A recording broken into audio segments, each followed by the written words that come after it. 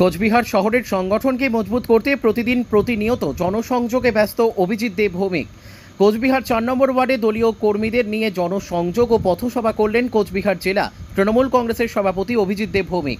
এছাড়া উপস্থিত ছিলেন ৪ নম্বর ওয়ার্ডের কাউন্সিলর ভূষণ সিং, ৫ নম্বর ওয়ার্ডের কাউন্সিলর দিলীপ সাহা সহ অন্যান্যরা।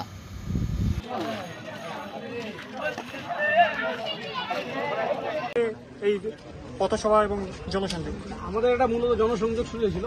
ওয়ার্ড কাউন্সিলর উনি যে পথসভার আয়োজন করেছেন সেটাও আমরা করলাম। মূলত যে সংযোগ চলছে শহরের বিভিন্ন ওয়ার্ডে ওয়ার্ডে, আমরা আজকে ৪ নম্বর ওয়ার্ডে ছিলাম। এখানে কাউন্সিলর ভূষণ সিং উনি ছিলেন, শহরের সভাপতি কাউন্সিলর তারাও ছিল, যুব ছাত্র নেতৃত্বরা। আমরা কিছু কিছু জায়গাতে দেখলাম যেগুলো আমরা অলরেডি এগুলো সার্ভে করেছি, একবার ঘুরে গেছে, সেই কাজগুলো করা হবে। ড্রেন, রাস্তার কিছু সমস্যা আছে, কিছু বাকি আলোর সমস্যা আছে এবং জলের সমস্যা আছে। এই কাজগুলো আমরা অলরেডি দেখে গিয়েছি এর আগে। এটা ফাইনাল হলো যে উত্তরবঙ্গ উন্নয়ন দপ্তর আমাদের কুচবিহার শহরে ৫,৬৬,০০,০০০ টাকা বরাদ্দ করেছে, তার টেন্ডার হয়ে গেছে। এই কাজগুলো আমরা করবো। প্রথম ফেজে ১১টি ওয়ার্ডে হচ্ছে, পরের ফেজে বাকি 9টি ওয়ার্ড হবে। তো এইখানে প্রায় ১০ কোটি টাকার মতো কাজ কুচবিহার শহরে উত্তরবঙ্গ উন্নয়ন দপ্তর থেকে হচ্ছে।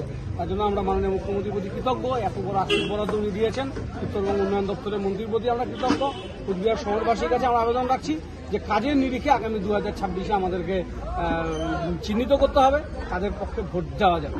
কারণ যারা ২০১৯ থেকে ২০২৪ পর্যন্ত এমপি ছিলেন তারা কখনো কাজ করেনি, এই শহরের দিকে তাকায়নি। তারপরেও আমাদের শহরে পরাজয় হয়েছে এবং ৫ বছর যিনি এমএলএ আছেন তার দ্বারা একটা চাপাকল এখানে স্থাপন করা যায়নি কুচবিহার শহরে। কাজে আমরা বিশ্বাস করি শহরের মানুষ এই ভুল আর দ্বিতীয়বার করবেন না। যারা কাজ করেন না তাদেরকে ভোট দিবেন, এটা